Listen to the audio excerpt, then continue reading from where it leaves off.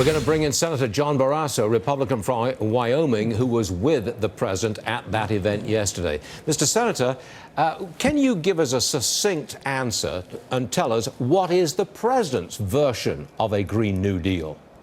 Well, I will tell you, Stuart, the Green New Deal is a big green bomb that will blow a hole in our strong and healthy and growing economy. The president is right.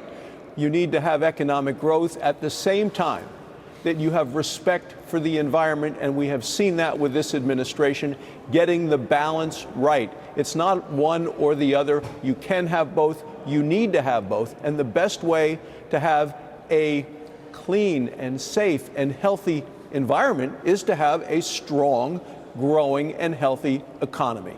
I see this as a political problem because all around the world, when climate change legislation has been voted on, it's been voted down because a lot of people do not wish to sacrifice for some vague idea of a gain tens of years into the future.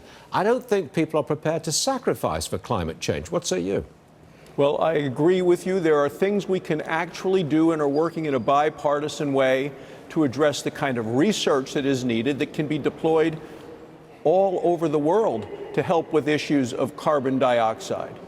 But you cannot continue to punish those people who provide energy for the world, those people that make jobs. You can't send the lifeblood of our economy over to China because the Green New Deal proponents, they are climate alarmists. They want to act dramatically and unilaterally and immediately. And those are the things that would hurt our economy so much. The Green New Deal, it's unworkable because, as you point out, the economy for our country, only 13% of the world emissions come from the United States.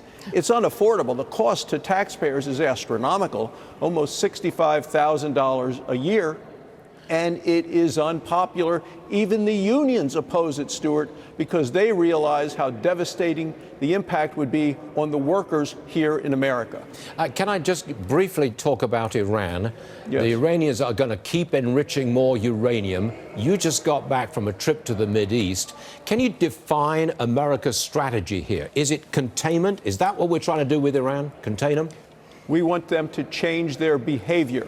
The sanctions have been working. They are biting. We've seen 40 years of bad behavior in Iran. We know that Iran with a nuclear weapon makes the world less safe and less secure and less stable. So they have a choice: economic collapse or change their behavior. I would rather do this diplomatically than militarily. But what I heard, and I was on the USS Abraham Lincoln off the shore of Iran, off the coast, where we have 5,000 sailors doing incredible work on behalf of the United States. We are displaying strength.